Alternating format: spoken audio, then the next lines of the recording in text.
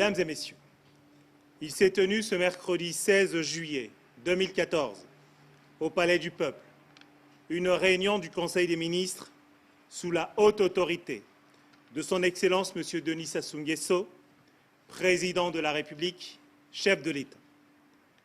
L'ordre du jour de ce Conseil des ministres a porté sur 7 points, à savoir 3 projets de loi, 3 communications, des nominations.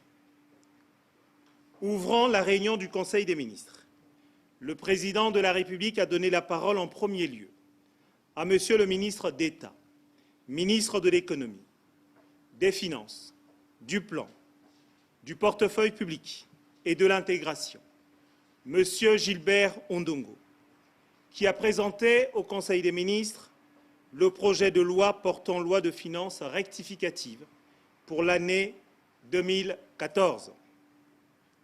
Dans une perspective d'évaluation, à mi-parcours du budget de l'État exercice 2014, en son 6e mois de mise en œuvre, il était essentiel que quelques enseignements soient tirés au regard des tendances ci-après. Les recettes pétrolières ne sont pas à la hauteur des prévisions faites au dernier trimestre de l'année 2013, malgré le prix élevé du baril au niveau international. Cette tendance baissière des recettes pétrolières ne se justifie pas par ce contexte international plutôt favorable aux pays exportateurs de pétrole. Il s'agit bien de la baisse du niveau de la production nationale de pétrole brut qui explique la baisse des recettes pétrolières publiques. Les dépenses liées aux infrastructures, notamment celles destinées au système national de santé, avec la construction des hôpitaux généraux dans les 12 départements du pays, la nécessité d'assurer l'accessibilité de tous à l'eau potable, le coût de l'organisation des élections locales et la tenue des Jeux africains à Brazzaville en 2015 se révèlent plus importantes que prévu. Ces dépenses sont occasionnées par les exigences du Comité olympique international et par la volonté des pouvoirs publics de suivre le rythme adopté par les entreprises construisant les hôpitaux généraux, ce qui justifie le relèvement des dépenses des infrastructures. Ces tendances obligent aujourd'hui le gouvernement à réviser la loi de finances initiale. La rectification du budget de l'État a donc lieu dans un contexte économique mondial assez bien orienté, avec une reprise de l'économie mondiale qui se confirme de nos jours. Cette bonne tenue de l'économie internationale s'observe aussi au sein de la communauté économique et monétaire d'Afrique centrale, où le niveau de la croissance économique s'établira à 6,7% en 2014. Pour ce qui concerne l'économie congolaise, la Banque des États d'Afrique centrale prévoit une croissance de 12,3% en 2014, tandis que le FMI retient 8,1%. C'est dans ce contexte qu'il est maintenu les principaux choix de dépenses faits dans la loi de finances initiale. Les crédits affectés à certaines de ces dépenses sont ainsi augmentés pour tenir compte de ces exigences.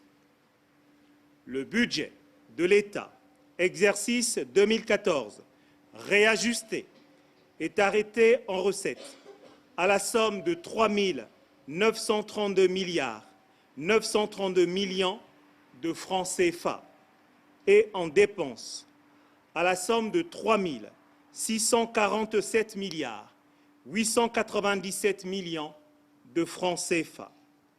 Quoi qu'il en soit, l'excédent budgétaire prévisionnel est de 285 milliards 35 millions de francs CFA.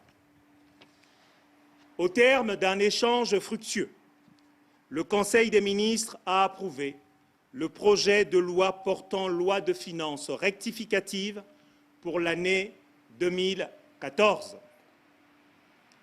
Reprenant la parole, le Président de la République a invité le ministre de l'Intérieur et de la décentralisation, M.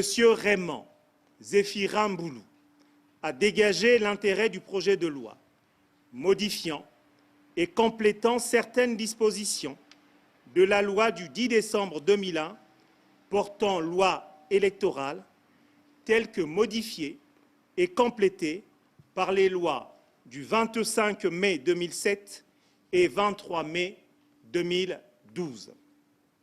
Ce projet de loi est inspiré des conclusions de la concertation politique qui s'est tenue à Dolisie, dans le département du Niari, du 22 au 26 mars 2013, à l'initiative du gouvernement, prélude aux élections locales envisagées en 2013.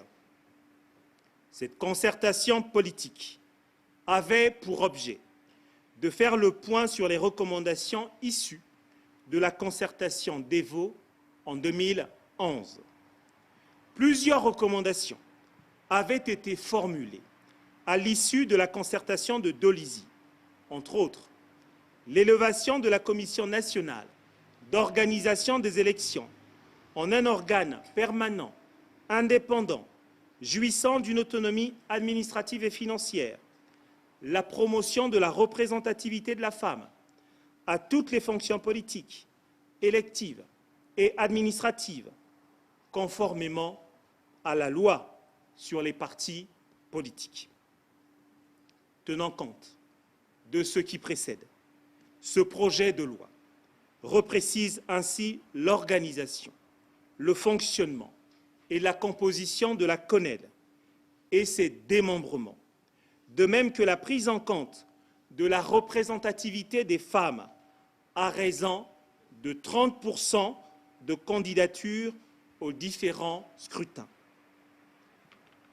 Il s'est agi, en l'espèce, de modifier et de compléter les dispositions des articles 18, 20, 21, 23, 61 et 67 de la loi du 10 décembre 2001 portant loi électorale, le tout en accord avec le consensus d'Evo et de Dolisie. Le Conseil des ministres s'est prononcé en faveur du projet de loi modifiant et complétant certaines dispositions de la loi du 10 décembre 2001 portant loi électorale modifiée. Madame Émilienne Raoul, ministre des Affaires sociales, de l'Action humanitaire et de la solidarité, a présenté au Conseil des ministres le projet de loi portant création d'un établissement public à caractère administratif dénommé Institut national du travail social. Le travail social est une démarche globale d'intervention sociale qui se fonde sur un engagement de proximité. Il repose sur un ensemble d'activités sociales conduites par des personnes qualifiées dans le cadre d'une mission légale au sein des structures publiques ou privées en faveur des individus ou groupes d'individus afin de contribuer à la résolution de leurs problèmes. Les droits de l'homme et la justice sociale en tant que motivation et légitimité sont au cœur même des problématiques qui vont animer l'Institut national du travail social. L'Institut national du travail social a pour mission principale de préparer des professionnels, des acteurs, des intervenants, des cadres sociaux de demain, capables de répondre aux principaux défis que pose l'existence des populations fragiles et vulnérables. Cet institut vient de la sorte matérialiser la volonté du gouvernement de qualifier, de requalifier les agents sociaux pour un service de qualité en faveur de nos populations. L'Institut national du travail social, doté de la personnalité morale et de l'autonomie financière, est un établissement public à caractère administratif placé sous la double tutelle du ministère en charge des Affaires sociales et du ministère en charge de l'enseignement supérieur. Le Conseil des ministres s'est dit favorable au projet de loi portant création de l'Institut national du travail social. Reprenons la parole. Monsieur Gilbert Ondongo, ministre d'État, ministre de l'Économie, des Finances, du Plan, du portefeuille public et de l'intégration, a fait à l'attention du Conseil des ministres une communication relative à l'identification et à l'évaluation des dommages consécutifs au sinistre du 4 mars 2012. Les explosions d'un Mpila, en date du 4 mars 2012, avaient occasionné des pertes en vies humaines, en biens immobiliers et mobiliers, endommagé des édifices publics et privés, abritant des activités d'intérêt général ou de commerce. Au lendemain de cette catastrophe, le gouvernement avait pris plusieurs initiatives pour soulager les populations. Au titre du traitement des urgences, il convient de remarquer que toutes les actions programmées ont été exécutées, notamment l'administration des soins urgents aux blessés, l'ouverture et la gestion des sites d'hébergement des sinistrés, la distribution des toiles de tente aux familles qui souhaitaient se redéployer dans les parcelles encore habitables, la mise à la disposition aux familles des ressources pour l'organisation des veillées mortuaires, l'organisation des funérailles dignes pour les décédés, l'affectation d'une allocation d'urgence aux chefs de famille sinistrés. 3 millions de francs CFA avaient été alloués à chaque chef de famille à partir du 30 mars 2012.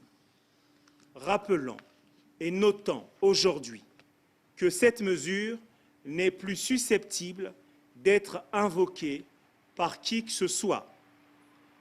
Par ailleurs, le redéploiement des élèves des établissements sinistrés avait été mis en œuvre dans les établissements scolaires des zones non sinistrées. La réhabilitation, la construction des établissements scolaires de la zone détruite avait été engagée et réalisée. La dépollution des zones sinistrées avec le concours de nos partenaires de l'Union européenne, des Nations unies, des armées françaises et béninoises, des ONG internationales avait été aussi réalisée. À ce jour, la dépollution est complètement achevée. Tous les sites ont été fermés et les sinistrés transférés à Kintélé, où 533 logements leur ont été affectés. La réhabilitation et la modernisation de l'hôpital de base de Talangaï, doté d'un équipement d'une valeur de 11 milliards de francs CFA, sont achevées. Pour ce qui concerne la reconstruction des zones complètement détruites, un schéma d'aménagement répartissant la zone en plusieurs blocs avec des affectations précises a été rendu disponible. Pour les maisons des particuliers partiellement détruites, dont l'évaluation financière se situe autour de 38 à 41 milliards de francs CFA pour la première phase, les travaux sont en cours d'exécution. Le gouvernement entend faire des propositions d'indemnisation aux commerçants, vendeurs, promoteurs des écoles privées dont les activités s'exerçaient dans la zone devenue sinistrée à la suite des explosions du 4 mars. Prenant la parole à son tour, M. Thierry Mungala, ministre des Postes et Télécommunications, a présenté au Conseil des ministres un exposé sur l'invitation faite au Congo d'abriter la deuxième réunion préparatoire à la Conférence mondiale des radiocommunications qui aura lieu en 2015 pour les pays d'Afrique centrale. Le Conseil des ministres a approuvé l'organisation courant octobre 2014 de la deuxième réunion préparatoire à la Conférence mondiale des télécommunications de 2015 pour les pays d'Afrique centrale. La parole est par la suite revenue à M. Georges Moyen, ministre de l'Enseignement supérieur, qui a fait une communication sur la mise en œuvre de la Convention portant création de l'Université inter-État Congo-Cameroun. Cette convention a été signée au cours de la 7e session de la Grande Commission mixte Congo-Cameroun, tenue à Yaoundé du 19 au 21 décembre 2012. La signature de cette convention découlait de la volonté du président Denis Sassou Nguesso et du président Paul Biya de créer cette université. L'université inter-État est un pôle d'excellence technologique à vocation régionale, devant contribuer au renforcement de l'intégration entre nos deux peuples. Les domaines de formation retenus sont, entre autres, l'agriculture, l'environnement, les technologies de l'information et de la communication.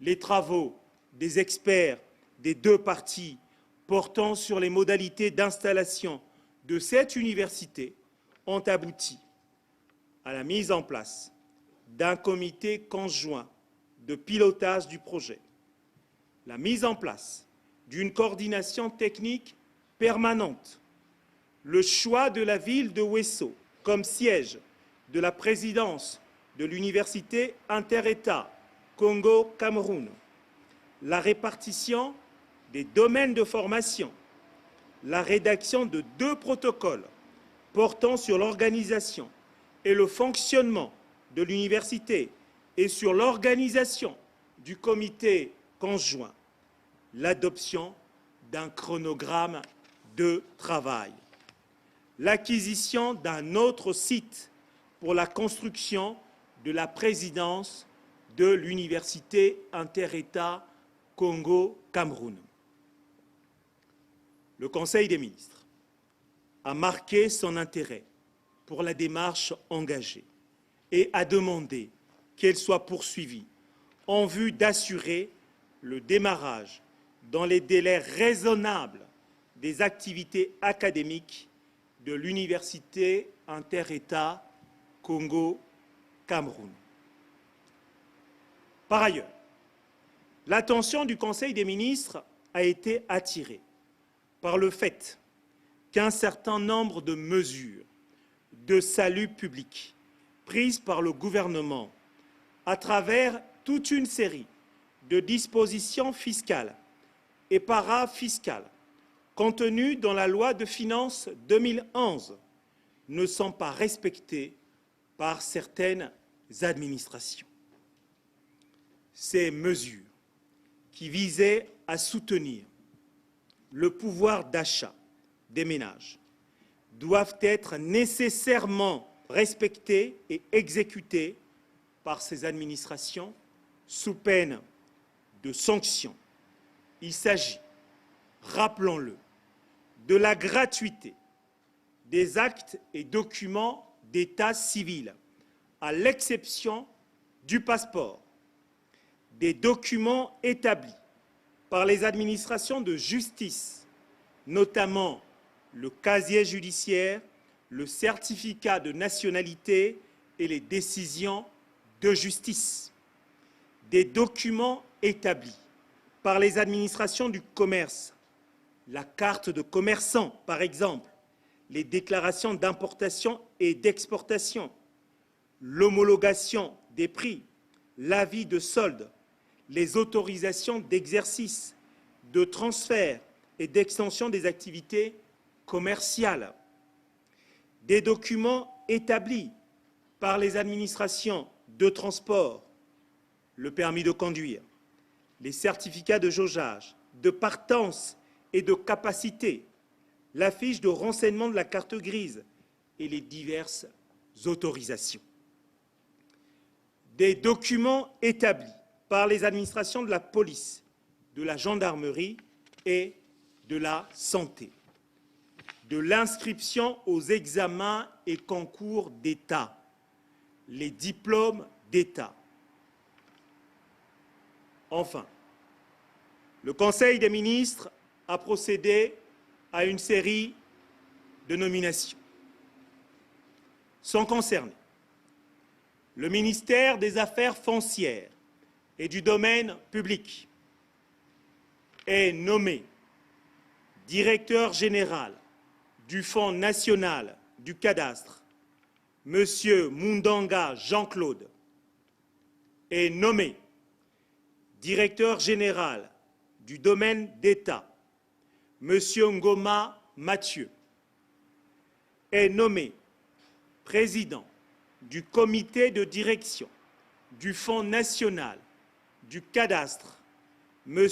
Okanza Jean-Christophe, est nommé président du comité de direction du Bureau d'études et de contrôle des travaux cadastraux, M. Mpili Séraphin Ludovic. Pour ce qui concerne le ministère de l'Énergie et de l'Hydraulique, est nommé directeur général de la Société nationale de distribution d'eau, M. Ngagnon Louis Patrice, est nommé président du conseil d'administration de la Société nationale de distribution d'eau, M. Likuka Fernand Sosten. Pour ce qui concerne le ministère des Affaires étrangères et de la coopération, est nommé inspecteur général des Affaires étrangères et de la coopération, M. Bayalama Sylvain, est nommé secrétaire général adjoint, chef de département Europe, Amérique, Asie et Océanie, M. Koua Albert, est nommé secrétaire général adjoint, chef de département Afrique, M. Obinza Jacques, est nommé secrétaire général adjoint, chef de département du protocole diplomatique et des affaires consulaires, M. Mpo André. Commencé à 10 h, la réunion du Conseil des ministres a pris fin à 17 h.